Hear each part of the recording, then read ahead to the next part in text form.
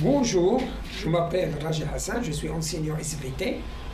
La leçon d'aujourd'hui sera consacrée aux roches sédimentaires.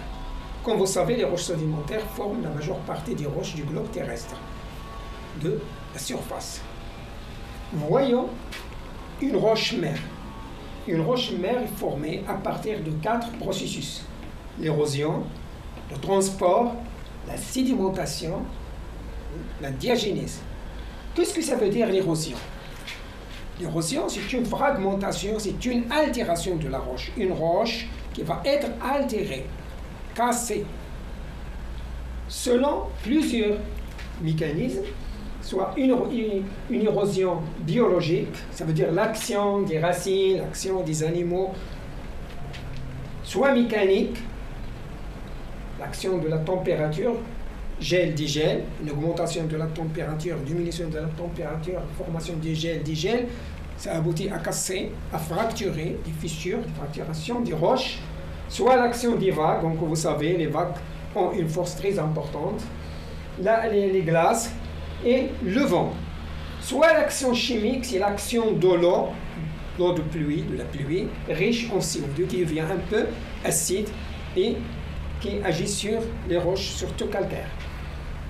L'érosion va former des particules, soit des particules solides et débris, ou bien des particules solubles dans l'eau, qui seront transportées par des agents de transport.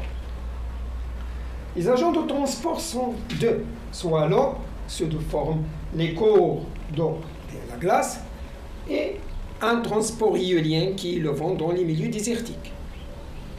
Ces particules transportées seront déposées, accumulées dans un milieu de sédimentation qui sont des lacs, des rivières, des plages, des mers, etc. et vont former des sédiments. Ces sédiments-là vont subir le dernier processus qui est la diagénèse, la formation d'une roche compacte. La diagénèse peut être le résultat d'une compaction sous l'action de la température, de la pression. L'espace entre les grains va diminuer de telle sorte que les grains vont s'approcher et former une roche solide. Ou bien par cimentation. Le calcaire et la silice pénètrent entre les grains pour les coloniser aux autres pour former une roche sédimentaire. Le cycle des roches sédimentaires. On va détailler un peu l'érosion, le transport, le dépôt et la diagénèse le long des leçons prochaines. Merci de votre attention et à la prochaine, Inch'Allah.